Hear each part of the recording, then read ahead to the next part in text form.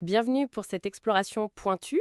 Aujourd'hui, on se penche sur l'évaluation des parts de sociétés civiles immobilières, la fameuse SCI. Mhm. Et la question qui nous occupe, elle est assez précise. Dans quelles circonstances est-il judicieux d'opter pour la méthode par capitalisation pour fixer la valeur de ses parts? C'est une approche parmi d'autres, on va voir ses spécificités. Oui, tout à fait. Le principe, en fait, des méthodes par capitalisation, c'est d'estimer la valeur d'une SCI à partir de sa capacité à générer des revenus ou des bénéfices futurs. D'accord. C'est une logique qui est différente de l'approche patrimoniale. Elle valorise les actifs immobiliers détenus par la SCI une fois qu'on a déduit les dettes. C'est ce qu'on appelle souvent l'actif net réévalué, l'ANR. D'accord, ok. Donc, deux philosophies, si je comprends bien. La valeur des biens d'un côté et de l'autre, la capacité à générer du cash. Alors, concrètement, quand est-ce que cette approche par les revenus, la capitalisation, prend vraiment tout son sens? Alors, le facteur déterminant, c'est vraiment le type de SCI et son activité principale, en fait. Les méthodes qui sont basées sur les revenus, comme la capitalisation des loyers ou la notion de valeur de productivité, Oui. elles sont particulièrement indiquées pour les SCI dites de gestion ou de location. Ah, d'accord. Pourquoi? Parce que leur raison d'être, c'est de générer des revenus locatifs. Et si possible, des revenus réguliers et prévisibles. Logique. Donc la valeur de ces SCI est très directement liée à ces flux financiers qui rentrent. Oui, c'est logique. Si l'activité principale, c'est de louer et d'encaisser, ben on regarde combien ça rapporte. À l'inverse, j'imagine pour une SCI qui détiendrait simplement la résidence principale d'une famille sans aucun loyer. Oui, Cette méthode par capitalisation, elle donnerait une valeur très faible, non? voire nul. Ça montrerait bien les limites dans ce cas. Exactement, pour une SCI purement patrimoniale, dont le but est la détention à long terme d'un bien sans objectif de rendement locatif immédiat. Vous parliez d'une résidence principale, ça peut être une secondaire aussi. Là. La méthode par capitalisation, elle n'est pas pertinente. D'accord. Dans ces cas-là, on privilégie clairement l'actif net réévalué, l'ANR. Ça reflète la valeur intrinsèque du patrimoine immobilier, une fois les dettes déduites. On regarde la valeur des murs, ensemble. C'est ça.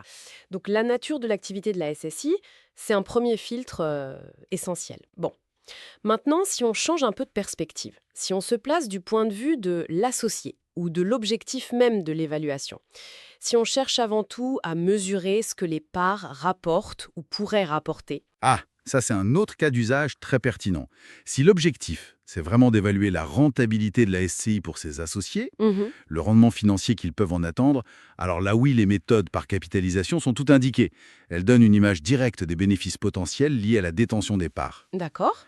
D'ailleurs, il faut savoir que l'administration fiscale s'intéresse aussi à ce qu'elle appelle la valeur de productivité. Ah oui. Oui, et ça évalue justement cette capacité de la SCI à générer des profits par son activité, même si ces profits ne sont pas forcément distribués tout de suite aux associés. Ah, voilà qui est intéressant, hein.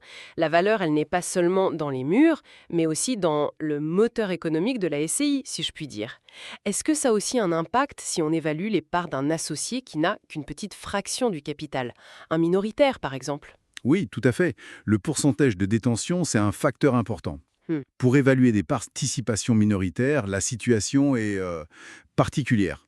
L'associé minoritaire, en général, il a peu ou pas de pouvoir pour influencer les décisions majeures. Comme la vente des immeubles, par exemple. Exactement, comme la vente des immeubles. Donc pour cet associé, la valeur théorique des actifs, l'ANR, ça peut lui sembler un peu lointain, un peu abstrait. Oui, je vois. Ce qui compte le plus dans sa réalité à lui, c'est le revenu potentiel que ces parts peuvent générer, le flux. D'accord. Donc dans ce contexte, oui, les méthodes basées sur le rendement ou la productivité, elles peuvent être considérées comme plus représentatives de la valeur, disons, utile de ces parts.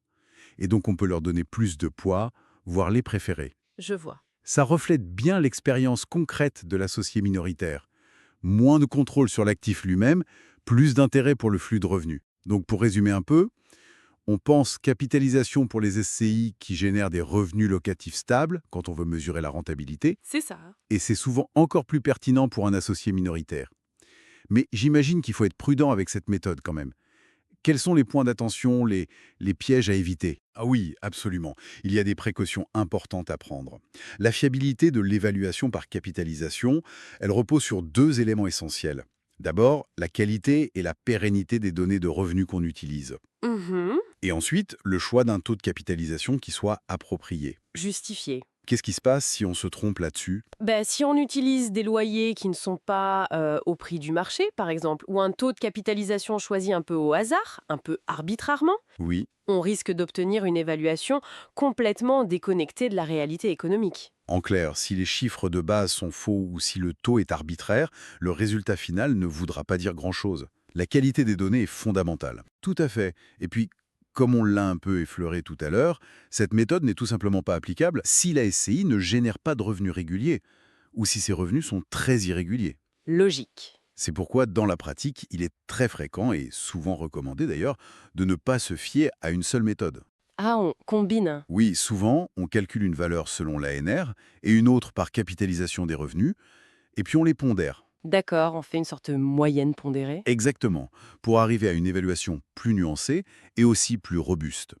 Combiner les approches, ça permet de tenir compte des différentes facettes de la valeur et puis de lisser un peu les limites de chaque méthode prise isolément. Donc, si l'on devait synthétiser tout ça, choisir la méthode par capitalisation pour une SCI, ce n'est pas un réflexe automatique. Non. Il faut vraiment s'assurer que la méthode colle à la situation réelle. Est-ce que la SCI génère des revenus réguliers? Est-ce que le but de mon évaluation, c'est de mesurer la rentabilité? Et aussi, quelle est la position de l'associé dont j'évalue les parts? Est-ce qu'il a le contrôle ou pas? C'est exactement ça. C'est un outil pertinent, même puissant, lorsque le revenu est le principal vecteur de valeur perçu par les associés ou par un acheteur potentiel. Bien compris. Et peut-être pour ouvrir un peu la réflexion pour conclure, comment les grandes tendances actuelles, je pense par exemple aux normes environnementales qui impactent le potentiel locatif et qui engendrent des coûts de rénovation parfois importants, Oui, c'est un sujet majeur. comment est-ce que ces tendances pourraient affecter la fiabilité des projections de revenus à long terme et donc par conséquent la pertinence même de ces méthodes par capitalisation dans le futur? L'évaluation, c'est toujours une photographie à un instant T, mais le paysage, lui, il évolue constamment. C'est une excellente question pour élargir la perspective, effectivement. Voilà qui conclut notre exploration du jour sur ce sujet technique mais essentiel de l'évaluation des parts de SCI.